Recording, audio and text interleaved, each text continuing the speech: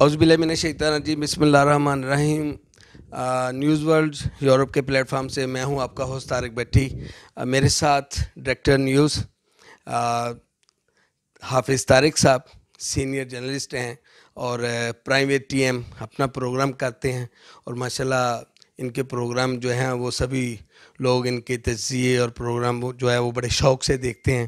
تو جو پاکستان کی جو موجودہ صورتحال ہے ان پہ بات کرتے ہیں ان کے ساتھ۔ السلام علیکم سر۔ جی وعلیکم السلام بٹی صاحب، خیریت سے آپ ٹھیک ہے؟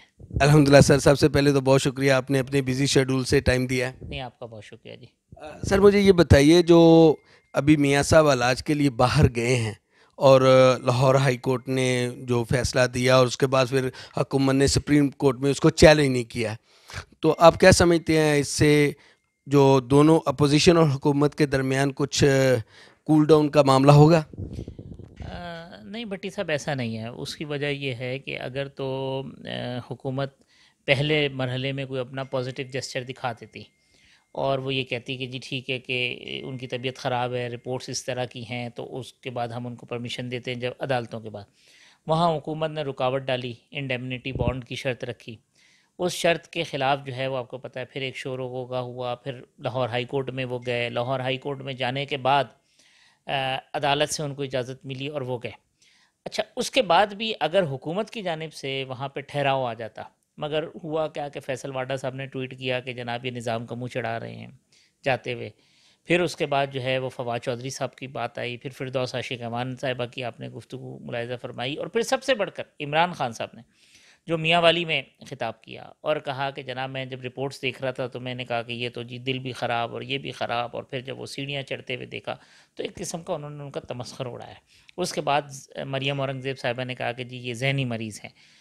تو چونکہ ٹھہراؤ نہیں ہے، چونکہ تحمل نہیں ہے، برداشت نہیں ہے، پولیٹیکل پوائنٹ اسکورنگ ہے، الزام تراشی ہے، ایک دوسرے کے خلاف سخت ترین الفاظ اور جملے بازی کا استعمال ہے، لہٰذا میں نہیں سمجھتا کہ اس کے نتیجے میں جو پولیٹیکل ٹیمپریچر ہے جو کہ نیچے آنا چاہیے وہ نیچے نہیں آئے گا، آنے والے دنوں میں مزید بڑھتا رہے گا، کیونکہ عمران خان صاحب اپنی عادت اور اپنی مزاج سے مجبور ہیں، اور اس مزاج اور اس عادت کی وجہ سے وہ اپنے ایک جارحانہ جو بالنگ یا بیٹنگ ہے وہ کر رہے ہیں۔ تو دوسری جانب سے بھی پھر اسی جس طرح کہتے ہیں نا ہر عمل کا رد عمل ہوتا ہے، تو ان کے اس عمل کا رد عمل بھی اتنا ہی شدید ہوگا۔ وہاں پہ یہ کہہ رہا ہے کہ وہ چیزیں بیٹھ جائیں گی، بیٹھیں گی نہیں۔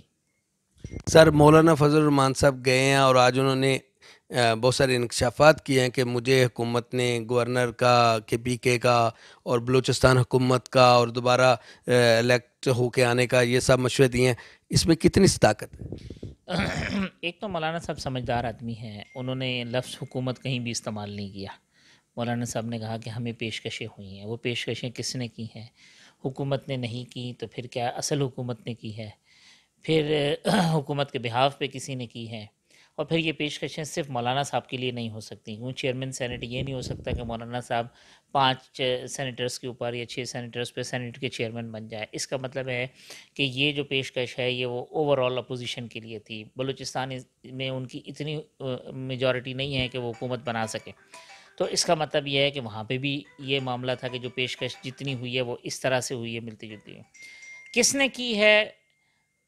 بالکل نہیں کی، عمران خان صاحب نے اس کی تردید کی ہے، یہ تو آنے والا وقت بتائے گا، لیکن مولانا صاحب کا اعتماد دیکھ لیں، مولانا صاحب کا آپ لہجہ دیکھ لیں، اور مولانا صاحب کا یہاں سے جانا دیکھ لیں، پھر مولانا صاحب کی وہ اناؤنسمنٹ دیکھ لیں جو انہوں نے کی تھی کہ ہم شاہراہیں بند کر دیں گے، وہ اگر شاہراہیں بند کرتے تو اس کے ملک کی معیشت پہ کیا اثرات مرتب ہوتے ہیں آپ اچھی طرح سے جان سکتے ہیں۔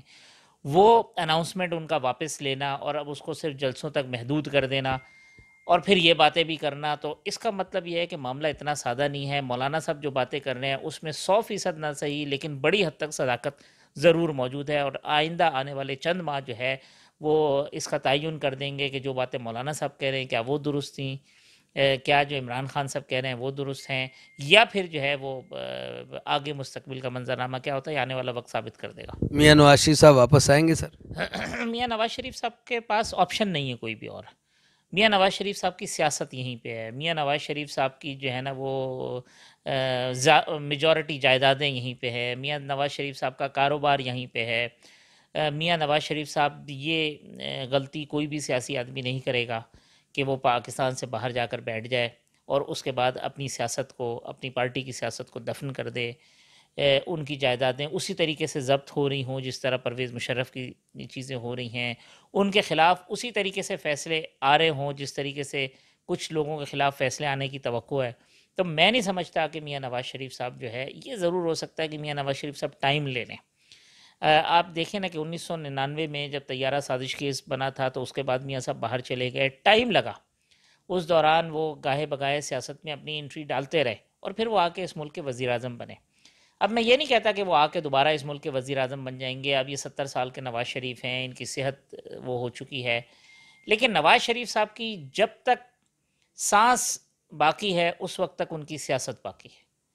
تو ان کی سیاست جو کہتے ہیں لوگ ختم ہو گئی، وہ اسی وقت ختم ہوگی جب خدا نخواستہ ان کی سانس بند ہوگی. تو نواز شریف صاحب مہینے بعد آتے ہیں، 2 مہینے بعد آتے ہیں، 6 مہینے بعد آتے ہیں، عمران خان کے جانے کے بعد آتے ہیں، حالات سازگار ہونے کے بعد آتے ہیں، کچھ بھی ہوتا ہے، لیکن میاں نواز شریف صاحب کی سیاسی مجبوری ہے کہ ان کا پاکستان میں آنا ضروری ہے اور وہ پاکستان آئیں گے. P T I foreign funding, اصل میں پی ٹی آئی کے جو ورکر ہیں نا سر، وہ اصل میں ان کو فنڈ کرتے ہیں ممبرشپ کی مات میں، لیکن اس کو فارن فنڈنگ کہنا بنتا ہے؟ دیکھیں معاملہ یہ نہیں ہے کہ فورن فنڈنگ جو ہے جو ہوئی ہے اس کے اوپر اعتراض ہے. معاملہ یہ ہے کہ 23 اکاؤنٹس ایسے ہیں جس کے اندر فورن فنڈنگ ہوئی ہے، جس کو تحریک انصاف کے عہدیدار یا ان کے ذمہ دار اس کو آپریٹ کرتے رہے ہیں، لیکن الیکشن کمیشن کے اندر وہ ڈکلیئر نہیں کیا گیا. نواز شریف صاحب کو بھی تو اسی بات پہ نااہل قرار دیا گیا نا کہ آپ نے اقامہ یا کوئی اور چیز ڈکلیئر نہیں کی، یا آمدن آپ نے ظاہر نہیں کی، یا کوئی اور چیز نہیں کی. باقی پاناما کا معاملہ تو ان کے ساتھ تھا. دوسری بات یہ ہے کہ جب فورن فنڈنگ ہوتی ہے، آپ کو اچھی طرح سے علم ہے کہ دنیا کے بہت سارے ممالک میں، اسپیشلی امریکہ کے اندر، جب آپ فنڈز دیتے ہیں کسی بھی پولیٹیکل پارٹی کو یا چیریٹی دیتے ہیں تو آپ اپنے اپنے ٹیکس ڈاکومنٹس کے اندر وہ ڈکلیئر کرتے ہیں. تو وہاں وہ ڈکلیئر ہوا ہو کہ آپ نے جو ہے نا وہ مثال کے طور پہ بھٹی صاحب کو یا پی ٹی آئی میں جو ہے نا یہ فنڈ دیے ہیں، اور یہاں وہ ڈکلیئر نہ ہوا ہو، تو یہ معاملہ ہے. پھر دوسری بات یہ ہے کہ یہ چیز اگر پاکستان پیپلز پارٹی کرے، پاکستان مسلم لیگ نون کرے، یا ایسی پولیٹیکل پارٹیز کریں جو روایتی پولیٹیکل پارٹیز ہیں، کرپشن جہاں پہ کوئی بہت زیادہ بری چیز نہیں سمجھی جاتی، لیکن ایک پارٹی اور ایک شخص اپنے لیے ہائی مورل گراؤنڈ اگر سیٹ کرتا ہے اور بتاتا ہے کہ جناب دیکھیں میں تو انصاف ہوں، یہ کرپٹ ہیں، چور ہیں، بدماش ہیں، سب کچھ ہے، لیکن جب اپنے ہاں سے بھی اسی طریقے کی چیزیں نکل جائیں، اپنے صفوں کے اندر بھی اسی طریقے کے لوگ موجود ہو جائیں، اپنے ہاں بھی اسی طریقے کے کرپٹ لوگ ہو جائیں، تو پھر آپ کے ہائی مورل گراؤنڈز چیلنج ہوتے ہیں. تو P T I foreign funding case کا فیصلہ کیا ہوتا ہے کیا نہیں ہوتا ہے، اس سے قطع نظر اس معاملے کے اوپر پی ٹی آئی نے جو ڈیلینگ ٹیکٹس استعمال کی اس سے پی ٹی آئی کو نقصان پہنچا. اس معاملے میں اسکروٹنی کمیٹی کو ریجیکشن کی جو درخواستیں دی گئیں کہ اسکروٹنی نہ ہو، اس سے نقصان پہنچا. اس معاملے میں یہ کہنا کہ اس کا جو ہے وہ آن کیمرہ ٹرائل نہ کیا جائے، اس کا جو ہے وہ آف کیمرہ ٹرائل ہو، اور یہ جو ہے وہ بند کمرے میں ایسی سماعت ہو جس کو ڈسکلوز نہ کرا جائے، یہ پھر سوال اٹھاتا ہے کہ اگر آپ صاف چلی، شفاف چلی، تحریک انصاف چلی، تو پھر وہ تحریک انصاف کہاں چلی اور کہاں چلی گئی؟ تو یہ سوالات اٹھتے ہیں، پھر اس کے جواب لوگ مانگیں گے کیونکہ آپ نے اپنے آپ کو اتنا ہائی مورل گراؤنڈ کے اوپر آپ نے سیٹ کر لیا. یہ سوالات ہیں. باقی 26 تاریخ سے اس کی ہیئرنگ شروع ہوگی، مگر 5 دسمبر کو چیف الیکشن کمشنر صاحب جو ہے نا وہ ریٹائر ہو جائیں گے. کیا اس کے بعد سماعت جاری رہ سکے گی؟ الیکشن کمیشن کی کمپوزیشن کیسے مکمل ہوگی؟ شہباز شریف صاحب جو لیڈر آف دی اپوزیشن ہیں وہ ملک سے باہر ہیں، دوبارہ کنسنسس ہوگا نہیں ہوگا؟ یہ بہت سارے سوالات ہیں. اور پھر اگین مولانا صاحب کا جانا، اور اگر کچھ کمٹمنٹس پہ گئے ہیں، کسی پیکج ڈیل میں گئے ہیں، تو پھر الیکشن کمیشن بھی اسی پیکج ڈیل کا حصہ ہوگا، علیحدہ سے کوئی چیز نہیں ہوگی. تو یہ سب چیزیں پھر آنے والے وقت میں ظاہر ہو جائیں گی. سر اس سارے سنیریو میں مسئلہ کشمیر کدھر گیا؟ مسئلہ کشمیر میں ہمیں ریئلٹی کا مظاہرہ کرنا چاہیے. بات یہ ہے کہ ہمیں اس بات کو تسلیم کر لینے میں اپنے آپ سے جھوٹ نہیں بولنا چاہیے کہ مسئلہ کشمیر کے حوالے سے ہماری پوزیشن جو ہے وہ اس حد تک تو صحیح رہی ہے کہ ہم نے اپنے ہاں اس کو بہت شور مچایا. اس حد تک صحیح رہی ہے کہ دنیا کے اندر کشمیر کے اوپر جو ہیومن رائٹس کی وائلیشن ہوئی ہیں اس کا چرچا ہوا. اس حد تک ہمیں کامیابی ضرور ہوئی ہے کہ مسئلہ کشمیر ایک انٹرنیشنل معاملے کے اوپر جو ہے فورمز کے اوپر وہ آ گیا، مگر اس میں ہمارے کنٹریبیوشن سے زیادہ مودی صاحب کا اپنا کارنامہ تھا. وہ جو انہوں نے اسٹیپس اٹھائے، جس طریقے سے کرفیو لگائے، جس طریقے سے ہیومن رائٹس کی وائلیشن کی، اس کے اوپر وہ لوگ جو تجارتی مفادات کی وجہ سے یا معاشی مفادات کی وجہ سے بھی مجبور تھے بولنے پہ، بول اٹھے کہ یار یہ اس حد تک زیادتی جو ہے نا وہ نہیں کرنی چاہیے۔ اگر مسئلہ کشمیر کا مقصد جو ہے اس کو اٹھانے کا مقصد صرف جیو، اے آر وائی، نیوز ون اور سما ٹی وی کے اوپر صبح سے لے کے شام تک خبریں دینا ہے تو پھر تو پیچھے چلا گیا۔ لیکن اگر پاکستان میں یہ سب کچھ ہو رہا ہے تو آپ کو کس نے روکا کہ آپ سی این این کے اندر، بی بی سی کے اندر، الجزیرہ کے اندر، فاکس میں اور دنیا کے دیگر فورمز کے اوپر مسئلہ کشمیر اٹھائیں؟ حکومت کو کس نے روکا کہ دنیا کے جو بڑے انٹرنیشنل جرنلز ہیں وہاں پہ کشمیر کے حوالے سے جو ہے نا وہ چیزیں چھپے؟ تو کیا وہ مولانا فضل الرحمان صاحب روک رہے ہیں؟ کیا پیپلز پارٹی روک رہی ہے؟ اب ملبہ ان کے اوپر گرا دینا، یہ ٹھیک ہے کہ لوکل پولیٹکس کے اندر لوکل جو آپ کا میڈیا ہے اس نے توجہ جو ہے وہ مسئلہ کشمیر سے ہٹ کے دوسری طرف حاصل کر لی، لیکن آپ کو کس نے روکا کہ آپ او آئی سی کی میٹنگ نہ کریں؟ آپ کو کس نے روکا کہ آپ انٹرنیشنل فورمز کے اوپر مسئلہ کشمیر کی بات نہ کریں؟ آپ کو کس نے روکا کہ دنیا کے مختلف ممالک کے سربراہان سے ملاقات نہ کریں اور وہ کشمیر کے حق میں بات نہ کریں؟ تو یہ والے سوالات جو ہے نا یہ حکومت کی طرف ہوں گے، اٹھیں گے۔ ٹرمپ کے ساتھ عمران خان صاحب کی بات ہوئی ہے، لیکن میں یہ سمجھتا ہوں کہ انٹرنیشنل فورمز کے اوپر جب عمران خان صاحب خود کہتے ہیں کہ کوئی کھڑا ہو یا نہ کھڑا ہو ہم کھڑے ہیں، تو اس کا مطلب یہ ہے کہ ہمارے ساتھ کوئی نہیں کھڑا ہوا۔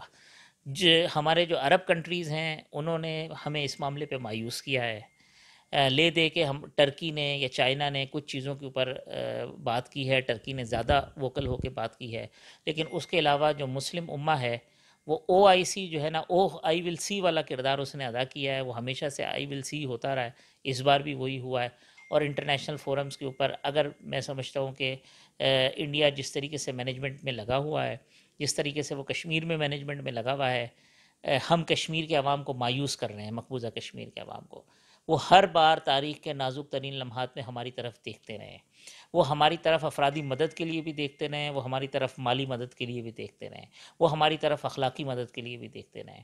یہ مسئلہ کشمیر ساری زندگی ہم اپنے بچپن سے پڑھتے آئے ہیں، بچوں کو پڑھاتے رہے ہیں کہ کشمیر بزور شمشیر، اب ہم کہتے ہیں کہ نہیں جناب یہ نہیں ہو سکتا، یہ نقصان پہنچائے گا، یہ سب کچھ ہوگا۔ وہ نیریٹو ہم نے دفن کر دیا اور وہ دفن ہو گیا ہے۔ اس کے بعد اگر ہم نہ ان کی مالی مدد کریں، نہ ہم ان کی اس طرح سے اخلاقی مدد کرنے کی پوزیشن میں ہوں، تو پھر اس کے نتیجے میں ہم وہاں سے بھی کوئی بہت اچھی توقع نہ رکھیں، اور اس کے اثرات جو ہے نا وہ آپ کو مستقبل کے اندر آزاد کشمیر میں نظر آئیں گے۔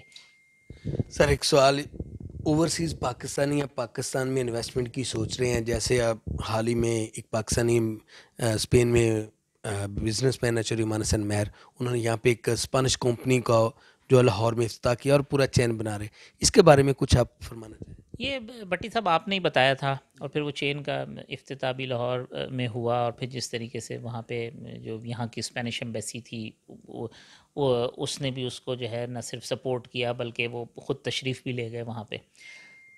بات یہ ہے کہ اوورسیز پاکستانی آپ 10 دن کے لیے، 15 دن کے لیے پاکستان سے باہر جائیں نا، تو اس کے بعد آپ کا دل چاہتا ہے، ہم لوگ جب جاتے ہیں کہ یار بس اب واپس پہنچے کسی طریقے سے۔ وہاں جو لوگ رہتے ہیں نا وہ بہت بڑی قربانی دے کے رہتے ہیں، وہ اپنے خون کی قربانی دیتے ہیں، اپنے رشتہ داروں کی، رشتوں کی، جذبوں کی، احساسات کی قربانی دیتے ہیں۔ پیسہ ہر چیز نہیں ہوتا، پیسہ کما لینے کے بعد بھی جو ہے نا لوگوں کے باپ دادا بہن بھائیوں کی قبریں یہاں پہ ہوتی ہیں، پورے پورے ٹبر اٹھا کے نہیں وہاں پہ لے جائے جا سکتے، ان کے دل دھڑکتے ہیں۔ یہاں پہ کوئی بیمار ہوتا ہے تو تھوڑی تھوڑی دیر کے بعد لوگ پوچھتے ہیں کہ کیا ہوا کیا نہیں ہوا۔ بدقسمتی کی بات یہ ہے کہ ہم جو ہے نا وہ جو ایک دھاگا ہونا چاہیے، ایک بریج یا ایک جس کو کہنا چاہیے کہ ایک ایسی چیز ہونی چاہیے جس کے ساتھ ان کا رشتہ جڑا رہے نا، ہم وہاں انہیں مایوس کرتے ہیں۔ ہم وہ پاکستان کی ایمبیسیز میں جاتے ہیں، ان کے پاسپورٹ نہیں بنتے ہیں، ان کے شناختی کارڈ نہیں بنتے ہیں، ان کے لیگل ڈاکومنٹس کے اوپر جو ہے نا اسی طریقے سے بدقسمتی سے جیسے ہمارے یہاں رشوتیں لی جاتی ہیں، پاکستان سے باہر بھی رشوتیں لی جاتی ہیں، فرق صرف یہ ہے کہ یہاں روپے میں لی جاتی ہیں، وہاں ڈالر، یورو اور پاؤنڈ میں لی جاتی ہیں۔ پھر اس کی بات یہ ہے کہ آپ سینس آف اونرشپ نہیں دیتے ہیں۔ یہاں پہ بندہ آتا ہے، باہر وہ رہ رہا ہے، یہاں پراپرٹی خریدتا ہے، اس کے پیچھے پراپرٹیوں پہ قبضے ہو جاتے ہیں، کوئی آدمی پوچھنے والا نہیں ہوتا۔ یہاں جو ہے وہ چیٹ ہو جاتے ہیں، وہ کاروبار کے اندر ان کے ساتھ دھوکے ہوتے ہیں، کوئی ان کا پرسان حال نہیں ہوتا۔ اس کی وجہ سے کیا ہوتا ہے کہ وہ مایوس ہوتے ہیں۔ پاکستان سے باہر بھی حالات کوئی ایسے اچھے نہیں ہیں، جن لوگوں نے پیسے کما لیے ہیں وہ بھی یہاں پاکستان میں جتنی لگژری لائف ہے وہ لائف گزارنا چاہتے ہیں۔ یہاں جو میڈم ہوتی ہیں وہ وہاں جا کے میڈ بن جاتی ہیں، گھر کے کام خود کرنے پڑتے ہیں، تو وہ میڈ سے دوبارہ میڈم بننا چاہتی ہیں، ہم لوگ ان کو روکتے ہیں، ہمارا سسٹم ان کو روکتا ہے. تو یہ اس وقت تک چیزیں ٹھیک نہیں ہوں گی جب تک جو ہے نا آپ اگر انٹرنیشنل فورمز پہ کھڑے ہو کے کہیں گے کہ جی بڑی کرپشن ہے ہمارے یہاں، بڑی چوری ہے. یہ ویسا ہی ہے جیسے میں آپ کسی کو کہوں کہ آپ ایک فیکٹری خرید لیں، اس میں آپ پیسہ لگائیں، لیکن اس فیکٹری کے ملازمین چور ہیں، اس کی مینجمنٹ چور ہے. جب آپ کسی کو یہ بتائیں گے تو وہ پھر کام ہو نہیں سکتا. اوورسیز پاکستانیوں کے لیے آپ کو ماحول سازگار کرنا ہوگا. آپ ان کو ووٹ کا حق دینے کو تیار نہیں ہیں. آپ ان کو جو ہے وہ پاکستان میں سرکاری عہدے دینے کو تیار نہیں ہیں. ان کی حب الوطنی کے اوپر آپ شک کرتے ہیں کہ ان کے اوپر جو ہے نا یہ فلاں پاسپورٹ ان کے پاس ہے تو یہ پاکستان کے لیے ان کا دل نہیں دھڑکتا ہے. جب تک آپ یہ سلسلہ بند نہیں کریں گے پاکستان میں نہ انویسٹمنٹ ہوگی. جب تک آپ ماحول سازگار نہیں بنائیں گے پاکستان میں کوئی سرمایہ کاری نہیں ہوگی. جب تک آپ ان کے بزنس کو پروٹیکشن نہیں دیں گے لوگ پاکستان میں سرمایہ کاری نہیں کریں گے. اکا دکا لوگ آئیں گے، دو مقاصد کے لیے آئیں گے، یا تو وہ آ کے یہاں بزنس میں کامیاب ہو جائیں گے تو بزنس چلاتے رہیں گے، یا پھر پاکستان سے وہ اتنے مایوس ہوں گے، دل ان کا اتنا کھٹا ہو جائے گا کہ اس کے بعد وہ اپنے بچوں کو بھی بولیں گے کہ یار ٹھیک ہے ادھر ہی رہنا ہے، پاکستان میں انویسٹمنٹ نہیں کرنی ہے. یہی ہم دیکھتے آئے ہیں، یہی ہوتا رہا ہے، یہی ہوتا رہا جب تک جو ہے نا ہم اس کی کوئی کانکریٹ اور کمپریہنسو پالیسی نہیں بنائیں گے. سر آخری سوال جو بیچ میں نکلا ہے کہ امبیسیز، ویسے سر میں اسپین کی امبیسی جو پاکستانی ہے اور جو کونسلیٹ ہے عمران علی چوسا، میں آنر کہنا چاہتا ہوں، یقین کریں انہوں نے آ کے وہاں پہ پاکستانیوں کی نا تقدیر بدل گئی. جیسا میں نے عرض کیا کہ وہاں پہ اگر ان لیگل 3 سال کو بندہ رہتا ہے تو اس کو پیپر، تو جب لوگ انلیگلی جاتے ہیں نا وہاں پہ سر ان کو پاسپورٹ بنوانا پڑتا ہے، کیونکہ ایجنٹ رستے پہ پاسپورٹ لے دیتے ہیں. انہوں نے بغیر پروف کے لوگوں کو پاسپورٹ دیے. سر اس پہ کچھ کہنا. دیکھیں آپ کے جو سوال ہے نا اسی میں جواب ہے کہ عمران چودھری صاحب نے آ کے یہ کیا ہے. یہ اس کا مطلب یہی ہے کہ یہ انڈیویجولز ہیں. اس میں ایسے ایسے انڈیویجولز ہیں کہ جب وہ وہاں سے کسی بھی ملک سے گئے ہیں تو وہ کمیونٹی نے جو ہے نا ان کو اپنے سروں پہ بٹھایا، اپنی پلکوں پہ بٹھایا ہے. اور ان کے جانے کے بعد بھی لوگ آج 10-20 سال بعد بھی کہتے ہیں کہ فلانا امبیسڈر جب تھا تو یہ چیزیں. بات یہ ہے کہ انڈیویجولز کاؤنٹ ضرور ہوتے ہیں مگر سسٹم ہمیں ٹھیک کرنا پڑے گا.